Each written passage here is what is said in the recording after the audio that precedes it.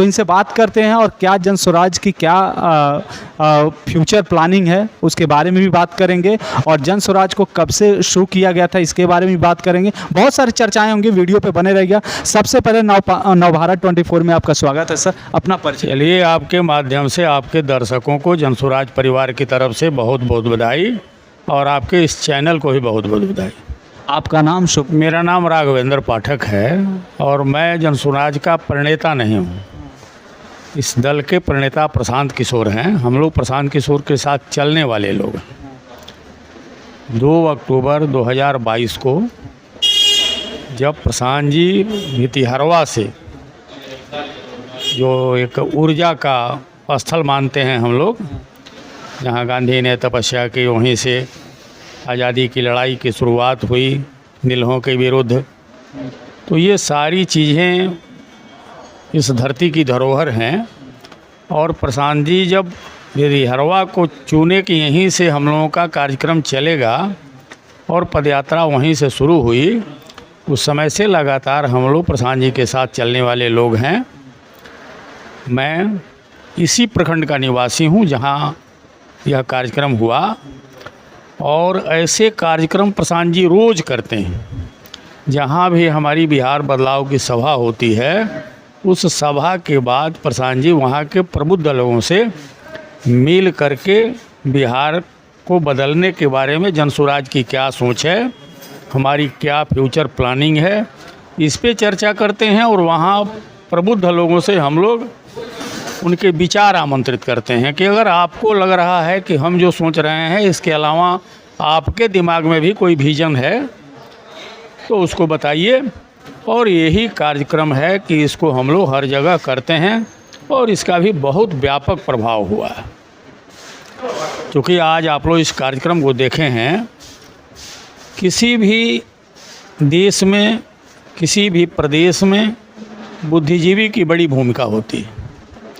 तो आम लोगों की सभा, वहाँ हम अपना संदेश देते हैं उनको, लेकिन प्रबुद्ध लोगों के साथ बैठ करके यह चर्चा करते हैं कि हम जो संदेश दे रहे हैं लोगों को, इससे बेहतर अगर आपके मन में कुछ है तो आप हमको बताइए। और कहीं कहीं से अच्छे सजेशन आते हैं, उस पर प्रशांत जी और जो टीम है वो टीम काम करती है। हम लोग जिस दिन चले थे भितिहरवा से, हम लोगों ने इतनी बड़ी उम्मीद नहीं की थी कि इतनी जल्दी जन स्वराज का जो ग्राफ है लोगों से जुड़ जाएगा। आज गांव-गांव में जन स्वराज की चर्चा है। आप मीडिया के लोग हैं और लोग कहते हैं कि जहां न पहुंचे रवि वहां पहुंच जाए कभी। तो आप लोगों की बड़ी भूमिका है, हम लोगों से ज़्यादा बेहतर आकलन है आप लोगों का। तो जो अभी स्थिति हम लोग देख रहे हैं, यह सड़ी गली व्यवस्था है जिसको 40 वर्ष से बिहार के लोग ढो रहे हैं। मैं भी एक प्रबुद्ध हूँ, सेवानिवृत्त शिक्षक हूँ उच्च विद्यालय से, और हम लोगों ने विभिन्न संगठनों के साथ जुड़ करके लोगों का बहुत काम किया। 74 आपको याद होगा, जयप्रकाश जी के नेतृत्व में एक आंदोलन आया था। उस समय मैं उस समय भी उस आंदोलन का सिपाही था, अगुवाई करता था। और मैं पहली बार मीसा में अरेस्ट हुआ, DRI में अरेस्ट हुआ, और मन में एक कल्पना थी कि भैया बिहार बदले, बिहार में कुछ अच्छा हो। अचानक जब प्रशांत जी सामने आए और इनका विजन हम लोगों ने देखा, चूँकि हम लोग शिक्षक रहे हैं, तो शिक्षक जो है ना, बच्चों का माइंड का जो बायोग्राफ होता है उसको समझने का प्रयास करता है। तो जैसे ही 1-2 बार हम लोग मिले प्रशांत जी से, तो हम लोगों को लगा यह आदमी जो कह रहा है उसमें वास्तविकता झलक रही है। इसके बोल में, चाल में कहीं जो है सो ये नहीं दिखाई दे रहा है कि हाँ ये आदमी इस प्रदेश के लोगों के साथ राजनीति कर रहा है। तो ये एक उम्मीद जगी, और उसके बाद हम लोगों ने प्रशांत जी के साथ चलना शुरू किया। मुझे प्रथम महासचिव बनने का सौभाग्य प्राप्त हुआ जन स्वराज का। आज भी हम लोग बड़े गर्व से कहते हैं कि मैं जन स्वराज का प्रथम पुत्र हूँ, प्रशांत जी भी कहते हैं। तो इस तरह से जो एक सपना लेकर के प्रशांत जी चले हैं, उस सपना में हम लोगों ने भी अपना सपना मिलाया। और जिस तरह से बिहार में लोगों का समर्थन मिल रहा है, आपको मैंने अभी चर्चा किया कि कोटवा में हम लोगों ने मीटिंग किया। हो सकता है कि आप लोगों के भी संज्ञान में आया होगा। 20 से 22 हज़ार लोग थे। हाँ, जो वो महारैली हुई थी, हाँ। जो जिस समय जनस्वराज का इवेंट बहुत बड़ा हुआ था। झमाझम बारिश हो रही है।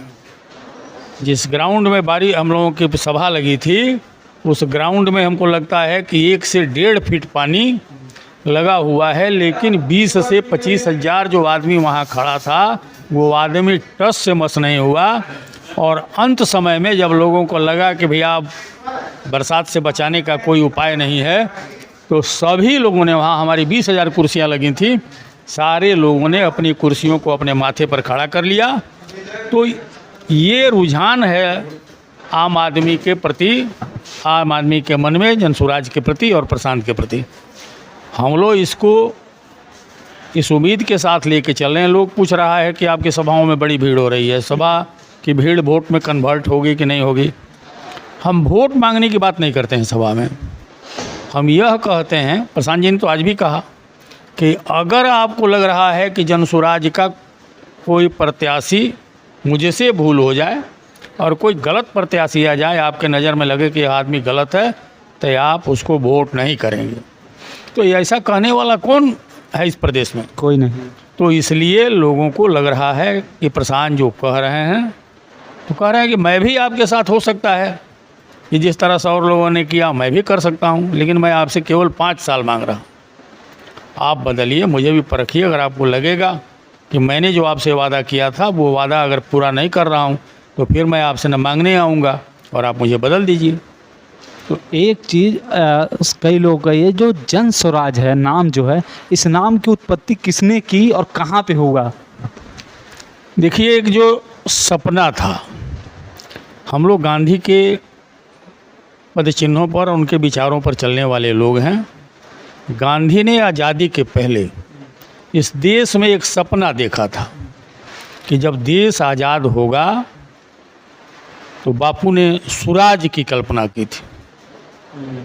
और उस समय लोग यही कहते थे कि स्वराज आएगा, स्वराज आएगा, स्वराज आएगा। देश आज़ाद हुआ, सरकारें बदली, लेकिन स्वराज की जो कल्पना थी गांधी की, वो कल्पना साकार नहीं हो सकी। तो प्रशांत के मन में ये बात आया। आज भी वो कहते हैं कि मैं 1947 के पहले जो कांग्रेस की सोच थी, मैं उस सोच के साथ खड़ा हूँ। और उस समय यही सोच थी कि न कहीं हिंदुत्व की बात थी, न कहीं मुसलमान की बात थी, न कहीं नीच की बात थी, न ऊंच की बात थी। तमाम लोगों ने कंधा से कंधा मिला करके इस देश को आज़ाद करने का काम किया और आज़ादी मिली। जितना योगदान उस आंदोलन में मुसलमानों का था, उतना ही उससे कम हिंदुओं का नहीं था। उससे कम जो है सो आज हम जिनको कह रहे हैं SC ST के लोग, उन लोगों का नहीं था। तो ये तमाम लोगों के बल पे चल करके गांधी ने आज़ादी ली। तो वही परिकल्पना मन में आया कि भैया 47 के पहले गांधी जी ने एक सपना देखा था कि स्वराज होगा तो जनता का सुंदर राज होगा। कई प्रशांत किशोर जी को कहा जाता है कि वो रणनीतिकार के सबसे बड़े कृष्ण हैं। क्या ये सही है? अभी तक तो जो कुछ किया उन्होंने, ये हम लोग क्या कह रहे हैं, लोग कह रहे हैं, जिसका भी झंडा प्रशांत जी ने उठा लिया अपनी रणनीति और अपने ढंग के बल पे। उदाहरण है, गुजरात में नरेंद्र मोदी से शुरू हुई, मुख्यमंत्री जब थे, फिर उसके बाद प्रधानमंत्री बने, नीतीश जी के साथ उन्होंने काम किया। बिहार में बहार है, नीतीश कुमार है, उन्हीं का स्लोगन था।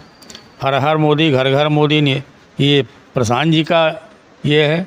तो इस तरह से उन्होंने बहुत सारे राज्यों में, आपने देखा कि ममता जी का इतना विरोध हुआ, वहाँ उनके रणनीति के आधार पर चुनाव ममता जी लड़ी और ममता जी विजयी हुई। उसी तरह से केजरीवाल की चर्चा है, केजरीवाल का भी रणनीतिकार जो है सो प्रशांत जी रहे। जिस प्रदेश में हम लोग हैं, उस प्रदेश के नेता नीतीश जी भी इन्हीं की देन है कि वो सत्ता में आए, और उस समय भी प्रशांत जी उनके रणनीतिकार हैं। तो पूरी दुनिया ये लोहा मानती है कि प्रशांत से बेहतर नीतिकार और चुनाव लड़ने की जो कला है वो कोई नहीं जानता। तो जो कला हम लोग और जो नीति रणनीति हम लोग कल तक दूसरों के लिए बना रहे थे, अब प्रशांत को लग रहा है कि नहीं, हम बिहार के बेटे हैं, इसलिए बिहार को अपने जीवन का शेष अंश देना चाहिए। और अगर वो कहते हैं कि मेरा प्रयास सार्थक हो गया तो निश्चित रूप से बिहार बदलेगा। और मेरे जैसे लोग अभी सर एक है कि कई जगहों पे जहाँ पे हम लोग ग्राउंड रिपोर्टिंग करते हैं गांव में जाकर, आप महासचिव हैं जन स्वराज के प्रथम, इसलिए मेरा ये सवाल बना है कि कह रहे हैं लोग कि जन स्वराज के जो कार्यकर्ता हैं वो अभी उस तरह का एक्टिव नहीं होते। इस पे क्या मतलब, ऐसा नहीं हो कि चुनाव के बाद ये सब चीज़ हो तो कहीं जन स्वराज की पार्टी विफल हो जाए उस चीज़ के लिए, तो कार्यकर्ताओं को एक्टिव करने के लिए क्या सुझाव है? देखिए, हमारे यहाँ बहुत सारे कार्यक्रम हैं कार्यकर्ताओं के लिए। हम ट्रेनिंग देते हैं अपने कार्यकर्ताओं को, और दूसरे दल के कार्य पद्धति से हमारी कार्य पद्धति अलग है। तो मुझे जो यह लोग कह रहे हैं कि जन स्वराज के कार्यकर्ता सक्रिय हैं नहीं हैं, मैं उनकी बातों में विश्वास नहीं रखता। मेरा जो भी कार्यकर्ता है वो एकदम तन मन धन समर्पित करके जन स्वराज के साथ खड़ा है, और वो हमारे ट्रेनिंग का हिस्सा है कि आपको कैसे क्या करना है और किस तरह से आप लोगों को मोटिवेट करेंगे। तो उन सारी चीज़ों पर काम हो रहा है, और बहुत बेहतर जो है सो हमको लगता है कि परिणाम आएगा। प्रशांत जी स्वयं कहते हैं कि या तो वर्ष पे नहीं तो फर्श पे। तो अगर बिहार की जनता यह समझ गई कि प्रशांत बिहार के लिए सोच रहे हैं, बिहार अपने बारे में तो कुछ सोचते नहीं, क्या दिक्कत है उन इतने अच्छे पदों पे रहे, आज भी जो है उनके पास किसी चीज़ की कमी नहीं है, बीवी बच्चे परिवार सब कुछ संपन्न है। और वह आदमी आपने देखा होगा आज के कार्यक्रम में भी पाजामा जो है सो घुटने तक कीचड़ में भींगा हुआ है।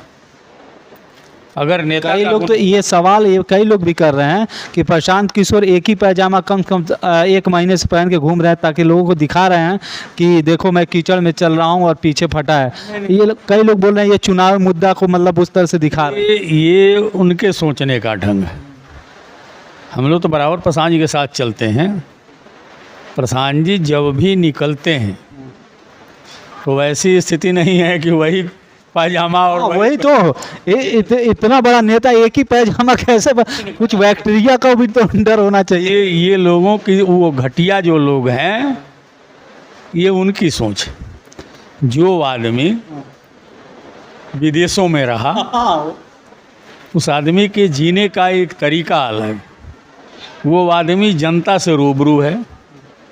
मैं जिस मीटिंग की चर्चा कर रहा था कल्याणपुर का, जब बारिश नहीं थमी तो मंच से कूद करके प्रशांत जी लोगों के बीच भीगते हुए कहा उन्होंने कि आप भीग रहे हो तो मुझे यह नैतिक अधिकार नहीं है कि मैं इस मंडप में रहूं जहां वर्षा रोकने की व्यवस्था की गई है, और लोगों के साथ जा कर के उस पानी में उस कीचड़ में लोगों के साथ संबोधित कर रहे थे।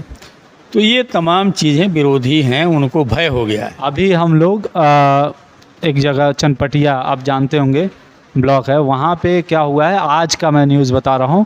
जब हम लोग यहाँ पे आ रहे थे वहाँ पे कुछ शिक्षक को वोटर लिस्ट का इतना ज़्यादा प्रेशर दिया जा रहा है कि आपको वोटर लिस्ट का करेक्शन जो भी जिसका नाम कटा उसको जल्दी जल्दी बनाओ क्योंकि चुनाव नज़दीक है। और उसमें BLO क्या नाम था उनका,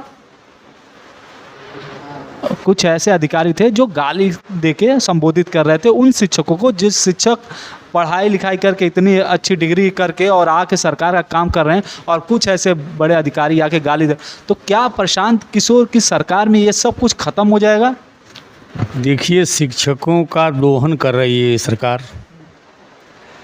इतने कर्मचारी हैं इस सरकार के पास, कर्मचारी दिन भर कार्यालयों में बैठ कर के पैसा उगाने का काम करते हैं।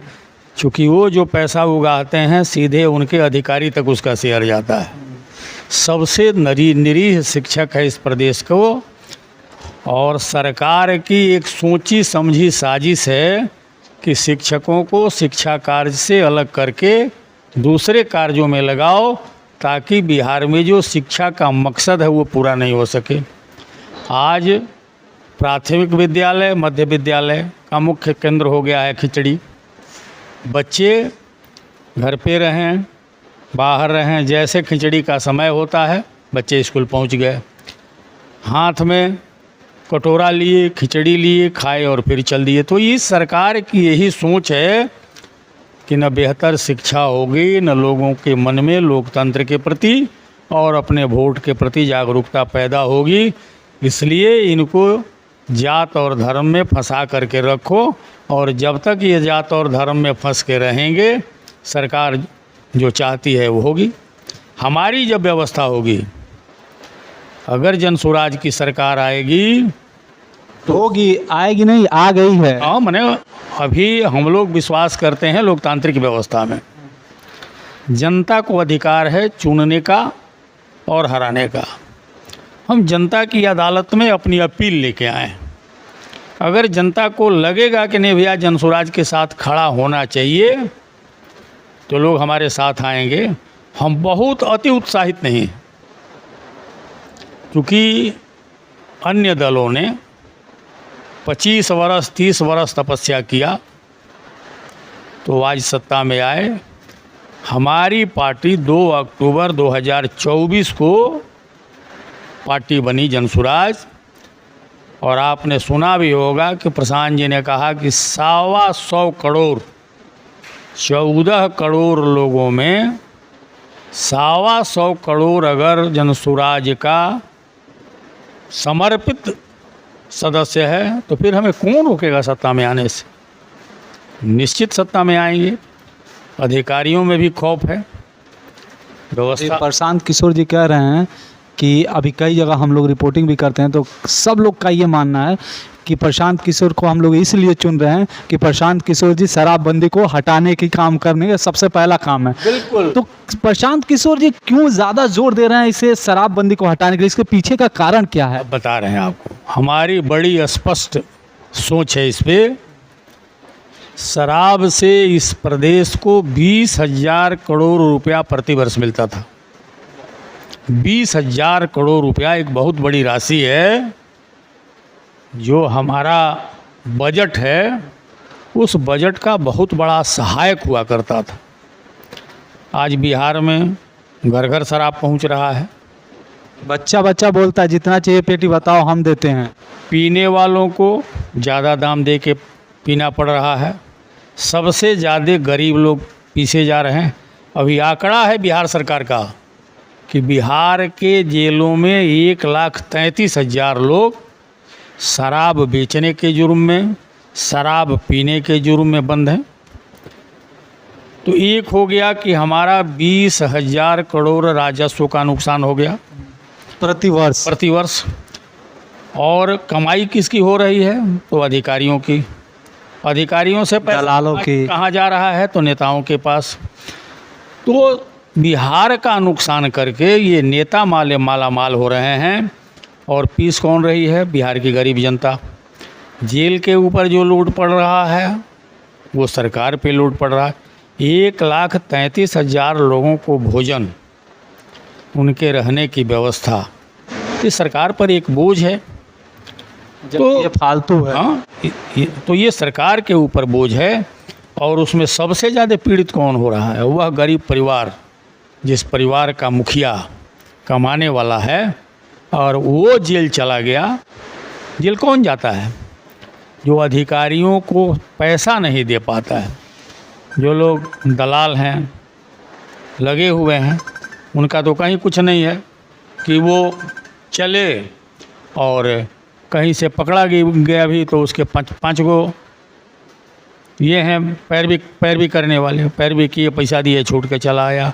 वह आदमी जो संयोग से कहीं 20 गो 25 गो 50 गो रुपया कमा के लाया, बीवी बच्चों से चुरा करके आके शराब पी लिया और पकड़ा गया, तो फिर चलो जेल। तो ये स्थिति है।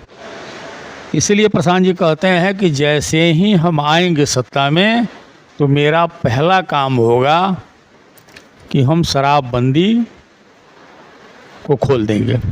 जब खोलेंगे तो तुरंत उसके लिए और जैसे गोदाम चाहिए, फैक्ट्रियां चाहिए, ये सब का व्यवस्था बना वो सारी चीज़ें अभी हैं कि नहीं, वो सारी चीज़ें बिहार में पहले से भी चलती थी।